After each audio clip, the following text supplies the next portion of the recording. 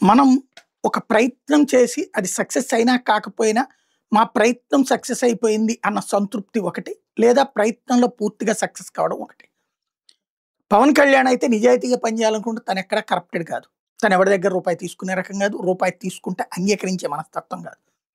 At the same time సమాజంలోని corruption ఏ ఏ మూలాల్లో ఉందో అది కంట్రోల్ కావాలనుకుంటారు. కానీ ఆయన రాజకీయాల్లో ఉన్నారు. రాజకీయ మిత్రులలో ఉండే కరప్షన్ ఆయనని వెంటాడుతుంది. అట్ ద సేమ్ టైం ఆయన యాక్షన్ తీరు ఏదైతే బియ్యం ఇదే రాష్ట్ర వ్యాప్తంగా ఉన్నటువంటిదంతా కూడా జనం తింటలేదు, ఆ బియ్యాన్ని తీసుకెళ్ళిపోయి అమ్మేసుకుంటున్నారు, ఇది స్మగ్లింగ్ చేసుకుంటూ బతికేస్తున్నారు, అది వైఎస్ఆర్ కాంగ్రెస్ పార్టీ వాళ్ళు తింటున్నారు అన్నది ఆయన ప్రధానమైనటువంటి ఫీలింగ్. అది ఏ పార్టీ వాడు పవర్లో ఉన్నా తింటాడన్నది ఆయన ఉద్దేశపూర్వకంగా ఒమిట్ చేస్తారా, లేకపోతే నేను ఈ కూటమిలోకి వచ్చేసాను కాబట్టి ఎవరు తినరనేటటువంటిది తిన్నయలే అనుకుంటారా, ఏదో ప్రయత్నించారు. ఫైనల్గా వెళ్ళేటప్పటికి సీజ్ ద షిప్ అన్నారు. సీజ్ అయిన షిప్ ఆ తర్వాత వదిలి వెళ్ళిపోయింది. కాసిన ఆ బియ్యం బస్తాలు పక్కన పెట్టి కూర్చున్నారు. రోజు స్మగ్లింగ్ జరుగుతూనే ఉంది. ఎవడు తింటున్నాడు బియ్యం? పవన్ కళ్యాణ్ ఇంత కష్టపడ్డాడు కాబట్టి అని చెప్పేసి రేషన్ బియ్యం ఎవడన్నా తింటున్నాడా? తినే బియ్యం ఇవ్వనంత వరకు ఆ బియ్యం అమ్ముకుంటారు. అమ్ముకున్న బియ్యాన్ని బ్రోకర్లు అమ్ముకుంటారు.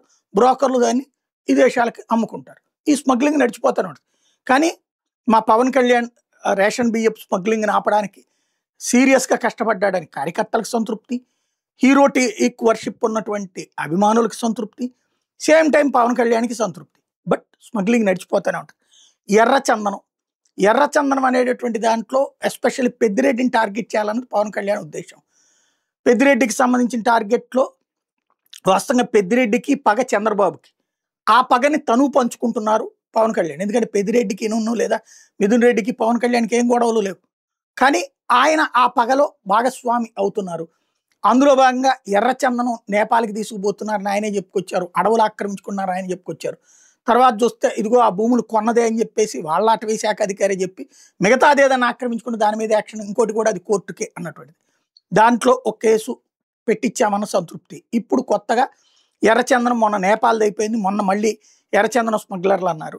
ఆ తర్వాత చూస్తే ఇప్పుడు ఎర్రచందనానికి సంబంధించి ఓ ప్రకటన చేసుకొచ్చారు. ఏదో ఒక దాన్ని ఏమంటారు, మన డాక్యుమెంటరీ తీశారు వేరే వాళ్ళు.